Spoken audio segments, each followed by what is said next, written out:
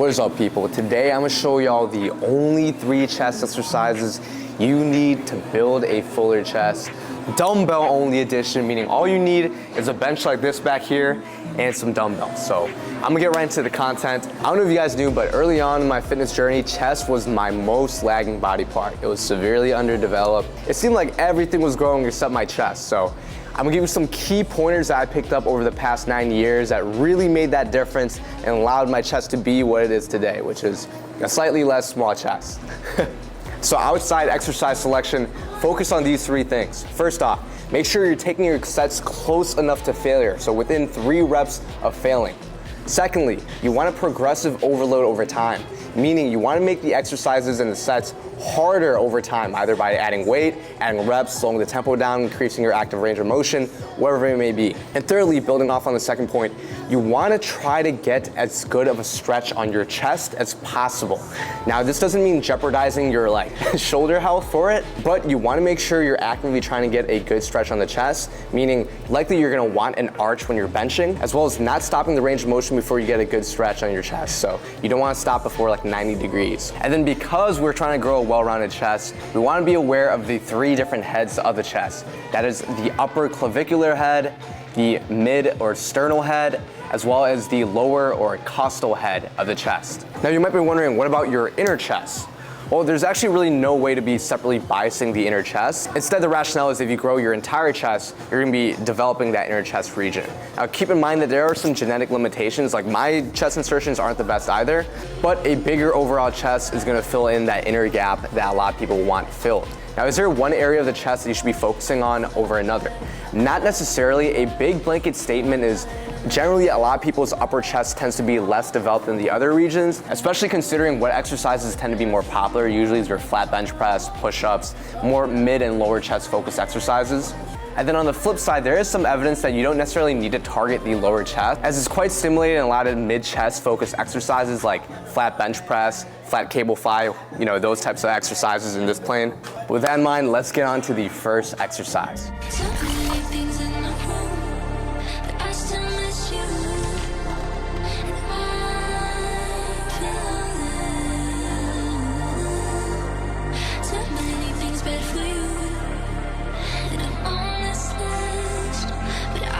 UAV recon standing by. Now, the first exercise is my favorite incline dumbbell bench press. Now remember, the bench angle definitely matters for this exercise.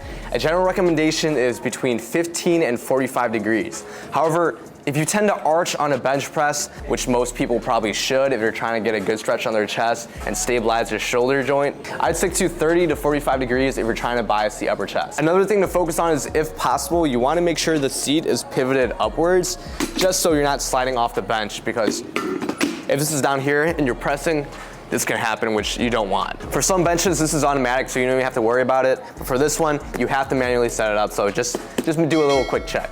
Now, when picking up your dumbbells, you don't want to do it from a seated position, or else you're gonna risk hurting your lower back. And if you've been watching my videos, you're probably gonna be working with pretty heavy dumbbells because they're super strong. So yeah, you definitely don't want to be seated picking up 100-pound dumbbells, What I do is keep the dumbbells in front of the seat, bend down, and I basically deadlift it up. So take a deep breath, squeeze your cheeks,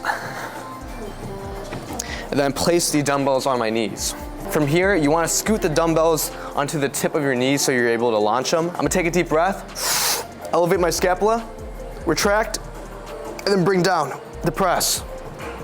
And now I'm gonna kick back the dumbbells one by one. So kicking back one by one. And then I'm gonna press the dumbbells up. I don't count that first rep because there's no eccentric. This is what I consider the start of the exercise, and this is how I program it. Now when I press, I don't keep the dumbbells facing each other like this, because this is gonna encourage me to flare out my shoulders when I press. Instead, I keep it a little diagonal, and naturally by pressing like this, my elbows and shoulders are gonna be a little more tucked in, which is ideal for your shoulder integrity and also getting a better stretch on your chest. I try to opt for 45 to 60 degrees of shoulder abduction, but just think that if you're pressing more in this motion rather than here, you're probably doing things correctly. Now, in terms of breathing, you can either inhale on the eccentric and then exhale on the concentric, or you can breathe in between reps, as I like to do. So I like to inhale and hold my breath at the top, then exhale, and then re-inhale on the next rep. Breathing in between reps. Now when I come down, I'm not stopping like prematurely over here. Going back to what I said earlier on how you want to get a good stretch on your chest, I try to get past this 90-degree point. Now what's comfortable is going to be individual for everyone, but so long as your shoulders aren't too flared out and you're pressing within that 45 to 60-degree plane, you should be okay. And when I fail, I can either extend my elbows if I reach failure, or if I'm a beast or maybe I'm not working hard enough, and I finish my setup here, what I'm gonna do is turn my wrist to neutral, and then I'm gonna have my shoulders come down, elbows, and extend, dropping the dumbbells beside me. Of course, make sure that people are at a safe distance. There's no baby laying down right next to you. Moving on to the second exercise. Also, if you guys didn't know, Able has a men's line now. As you can see, it's pretty good, and if you check the prices, they are really good. And considering that the quality is more like Alpha Elite at the price of arguably less than Gymshark, I call it one of the most underrated gym clothing brands currently on the market right now. I don't know if I'm the only person that does a double grout fit, but the AYBL on the back. Use code PATH for 10% off, always.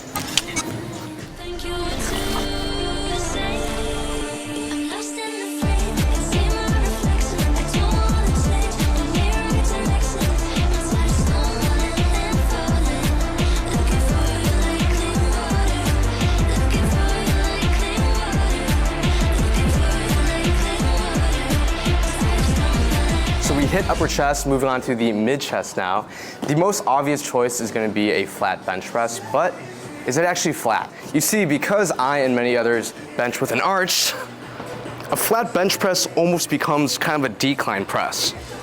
And I find in this decline position, it's harder for me to actually get a good stretch on my chest. And I also tend to get a little bit of AC joint pain when I do this. So if you're similar, instead of opting for a flat bench press, what I recommend is adjusting the bench up 1 degree. This is gonna be around 15 degrees. Don't forget to pivot the seat. And you're gonna find that what would be 15 degrees of incline with an arch pretty much tends to be a actual flat bench press. Oh yeah, this feels great. Now, a lot of the rules still apply from the incline dumbbell bench press earlier. You want to deadlift the dumbbells off the floor, scoot them to the tip of your knee, kick them up one by one, press up, not including that first rep, and then bench the same with that 45 to 60 degrees of shoulder abduction. Breathing's pretty much all the same because essentially this is an incline dumbbell bench press at a lower incline. And that's pretty much it for mid-chest. Who would have thought I'd choose an incline bench press for a mid-chest exercise? But I think because of the reasons I spoke earlier about accounting for your arch, this is essentially gonna be a mid-chest focused press because of that arch.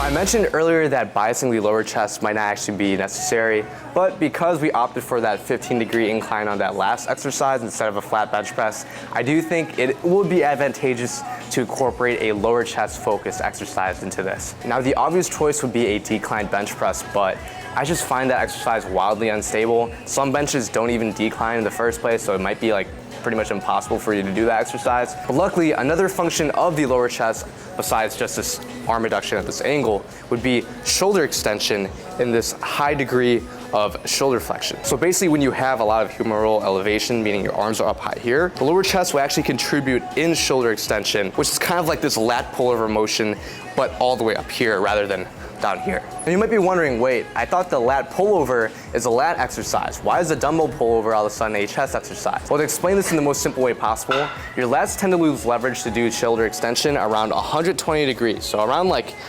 roughly eye level, any shoulder extension above your head over here is gonna be coming more from your triceps as well as your lower chest. It's not until you get down here that starts being a lat focused exercise. And in some cases, depending on the angle, rear delt. But this isn't a rear delt video. So if you were curious, I hope that you found that interesting. Now, if you're confused, that's okay. You can rewatch this video. In fact, if you want more support and you want to take the guesswork out of workout programming, nutrition, everything fitness related, and all you have to do is just get the work done, then I highly recommend you apply to my exclusive one-on-one fitness coaching program where I pretty much do just that. Provide you a custom workout program, provide you a custom meal plan, and pretty much provide you the guidance to get to your fitness goals, like I have for these wonderful people. So if that sounds interesting to you, apply in the link in description. Let's get back to the video. So that's essentially why I chose the dumbbell pullover. I also don't think it is necessary to do 3 pressing motions in probably the same workout, because I know a lot of you guys kind of just string this video together. But just know that the decline press is also a valid option if you like it. To set up for this exercise, you're gonna wanna place a dumbbell on the corner of one side of the bench. Then you're gonna lay your upper back as well as your neck on the bench next to the dumbbell. Now it's normal to have your head slightly hang off the bench. I actually think this is a good thing because it relieves some pressure from your neck. And then what you're gonna do from here is grab the dumbbell, place it on your chest, and then to grip the dumbbell, you're gonna straighten your hands and have them crisscross around the dumbbell, similar to with a dumbbell overhead tricep extension. At this point, you're gonna press the dumbbell up and then slowly lower it overhead while keeping a slight bend in your elbow. Now it's natural to have your elbows slightly bend more as you lower it. I'm gonna try to get my arms completely overhead around 180 degrees of shoulder flexion. I also like lowering my pelvis as I do this to get a better stretch on the lower chest. Now once I reach my natural end range of motion around 180 degrees or so, I'm gonna sweep the dumbbell forward as if I'm gonna chop some wood with an axe. At this point, I also like raising my pelvis and straightening my glutes. Now, out of the 3 exercises, this is the only exercise where I actually like to do a more bodybuilding style breathing approach, where I exhale on the concentric. So I exhale when I bring the dumbbells back to my chin. So I inhale on the way down, exhale. And I know this thrusting motion kind of looks funny, but trust me, it kind of gives like a good cadence for this exercise. So just hope no one's watching when you do it. And then when you're done, you simply lower the dumbbell on your chest, slide it next to you, or like here, on the bench. And then in the case of you reach failure, you just drop the dumbbell overhead. Careful not to just like let go, because you can't like bonk yourself in the head. And then you're also safe that way. And that is a dumbbell pullover. So those were the only 3 dumbbell exercises you need to grow a more full chest. Hope you found this video super useful if you are strapped on equipment like I am right now. Don't forget to like the video to support my page and hit subscribe to see more videos to level up your physique, one form tweak at a time. I'll see you all in the next one. Peace.